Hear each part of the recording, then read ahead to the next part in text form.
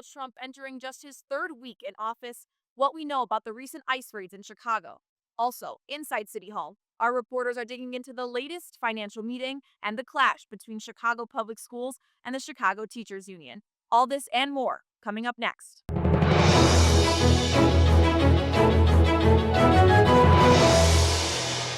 This is Windy City Watch. I'm Vanessa Hoxa outside of City Hall.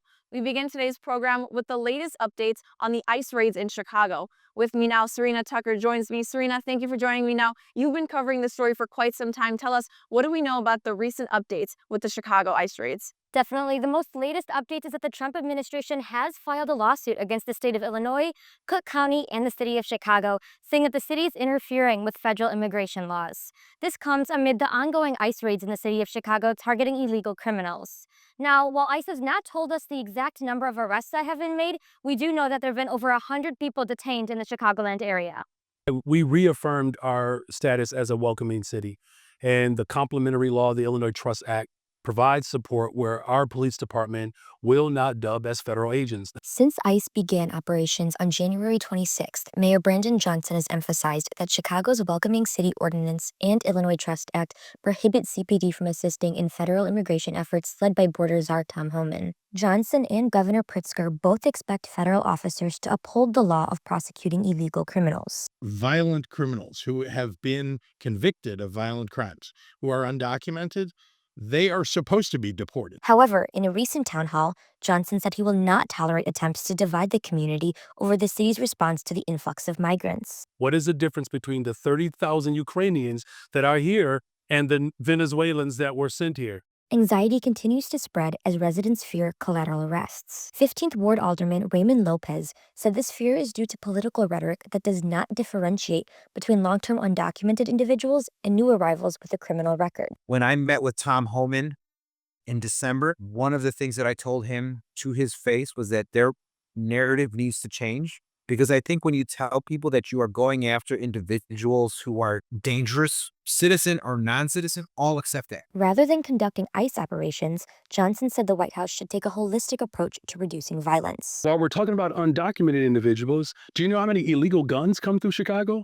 That's what the President of the United States of America can help me with. Amid the recent lawsuit, Attorney General Pam Bondi has sent a clear message to Chicago officials. If you don't comply with federal law, you're going to be next. Since raids began, many Chicago residents stopped showing up to work, school, and even food pantries out of fear of collateral arrests. With ICE, the numbers did go down last week by about 20%. Dr. Evelyn Figueroa is the founder and director of Pilsen Food Pantry, one of the many local nonprofits facing hate. An immigrant who volunteers at the food pantry received this explicit message. We did have a number of families that reached out to us that were afraid to come to the pantry, and we arranged delivery. Fear of collateral arrests has also fueled misinformation. False reports of ICE officials present were recently made at CPS's Hamline Elementary School and Loyola University, where I was at earlier today. Loyola University Chicago students recently experienced a false alarm after posts circulating social media claimed that ICE officials were present on campus.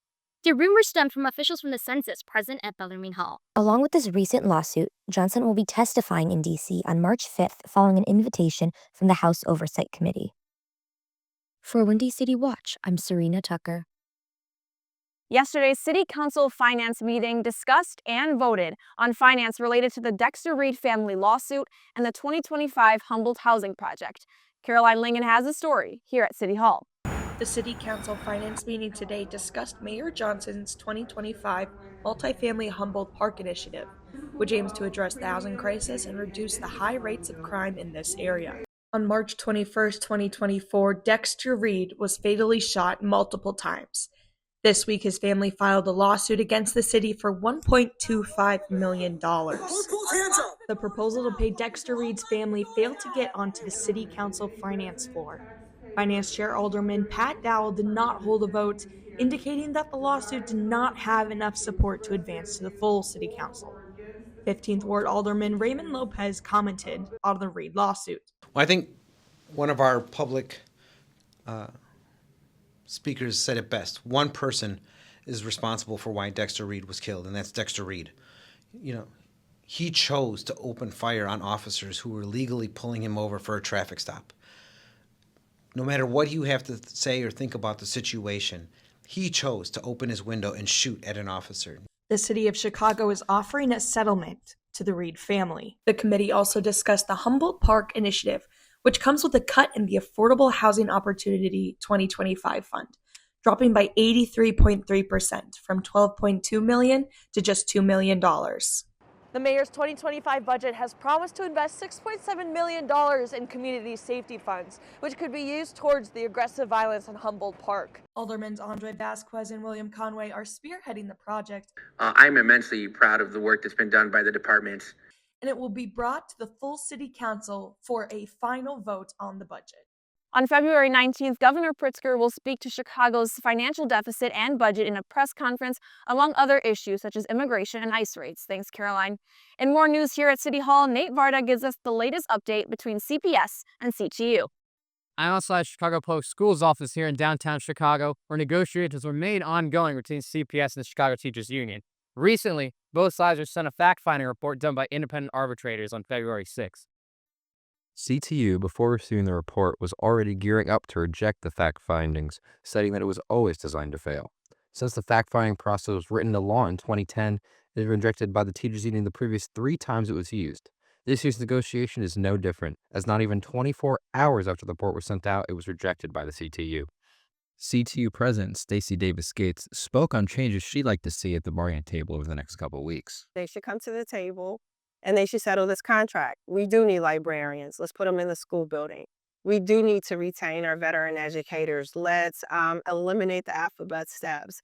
Let's figure out how to privilege our paraprofessionals who are the brick and the mortar to our school communities. The rejection doesn't mean the end of negotiations between the CTU and CPS, as the teachers union believe the fact finders sided with them on many crucial issues. The teachers union spoke on these issues last week in walk-ins across the city in over 100 different CPS schools as they stood in solidarity to defend their classrooms from President Trump's ICE raids and to protest budget cuts being proposed. Joshua Lerner, a CTU delegate, spoke at one of the walk-ins about those budget cuts. We're also here in perilous times because we're seeing a lot of cuts and a lot of threats to our own public schools right here locally. Here at Pierce, one of the most well-resourced schools across the city, we still do not have a certified school librarian. Despite the hard work of a lot of people to make our library run, there's been no certified school librarian for years.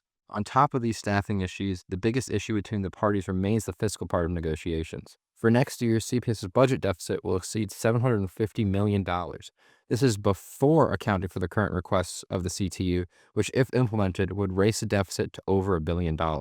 These proposals include a 20% increase over the next 4 years, while the CPS has proposed a 16% raise over the next 4 years.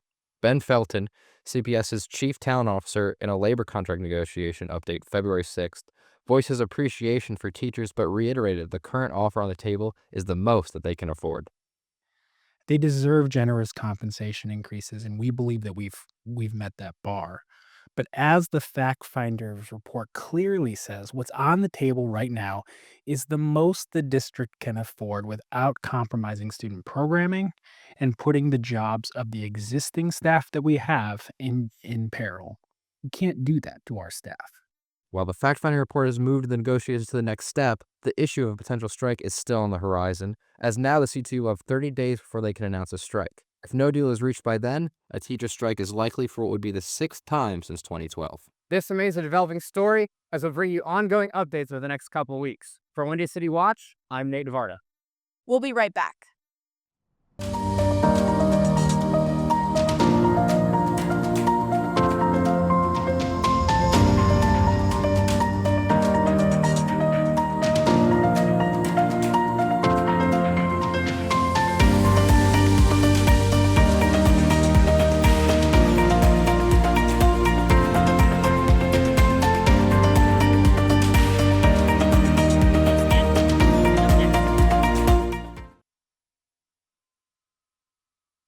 Welcome back. This past Sunday was Super Bowl Sunday in New Orleans, featuring a rematch between the Kansas City Chiefs and the Philadelphia Eagles, just like 2 years ago. For the first time ever, Soldier Field held a Super Bowl Fan Fest hosted by Verizon Wireless. Soldier Field, among 30 other football stadiums in the nation, gave Verizon carriers the opportunity to meet Bears players like wide receiver Rome Odunze, Enjoy live music, free food, all while watching the big game. I went out to Soldier Field asking fans what brought them out to the field and their Super Bowl predictions. I'm here to just enjoy this new event. You know, it's new. It's never existed before. So Verizon gave me some free tickets, and I came to check it out. Well, this is an awesome experience that the Verizon gave us. Those of us that are Verizon customers can come to this event and actually see the Super Bowl at Soldier Field, beat some Bears players, get some free food. So it's kind of a unique experience. I'm actually here to support just football in general. I love sports, being soccer played for 30 years. This is kind of what I love to do. And what are you most looking forward to for the event tonight? Meeting Roma Dunze. Yeah. So you know, he's obviously a rising star. Hopefully he'll be our wide receiver of the future. So come check him out, get an autograph, and meet him. And you're not in any Chiefs or Eagles merch. Is there a reason? Are you voting for any of the teams, or are you just wishing that the Bears were in it? I mean, I'm not that big of a fan of them, but I am going for the Eagles. Go Eagles! So I did put money on the Chiefs, to be honest with you. But I actually am kind of hoping for the Eagles to win. Now that we've got the Chiefs and the Eagles in, I found out recently that it's Saquon Barkley's birthday, and I think it would be really cool if Saquon won the Super Bowl on his birthday. I'm going to go with the Chiefs, only because it would be cool to see greatness and kind of see what happens, and I want to be part of it. The Eagles beat the Chiefs 44-20 and are taking the Lombardi Trophy to Philadelphia. Now, as football season ends, baseball season begins. Nick Newmeyer now joins me at the desk. Nick, thanks for joining me. Now, you were out at Wrigley Field. The Cubs, they're in Arizona, right? Of course. You know, the Cubs have picked a perfect time to escape the snowy forecasts, as it's going to be sunny skies from here on out for the next month and a half. I had the opportunity to go down to Wrigley Field to ask some fans what their thoughts were on the upcoming campaign for the Cubs. I'm standing outside Wrigley Field, where the Cubs are preparing to kick off their spring training in Mesa, Arizona.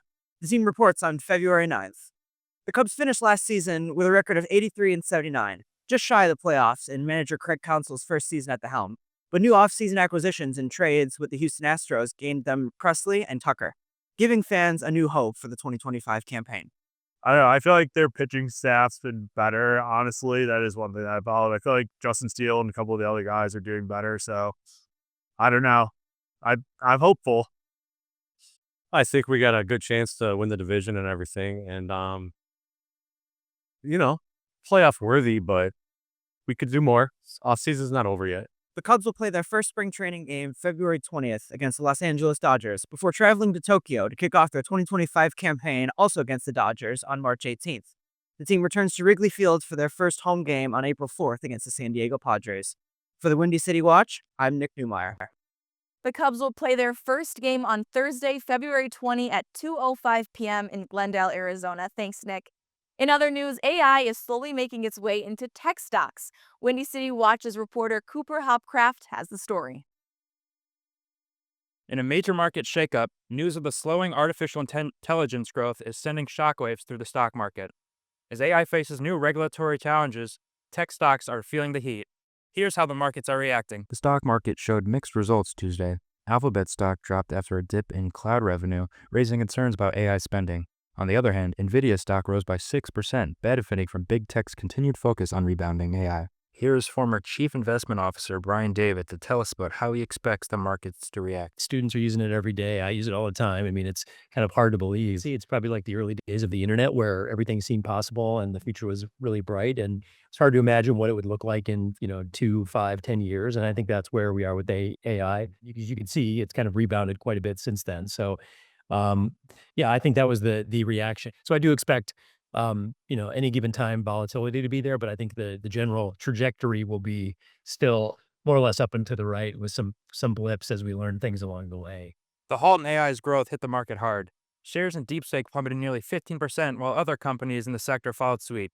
For Chicago investors already adjusting to the market uncertainty from other global challenges, this disruption adds another layer of unpredictability.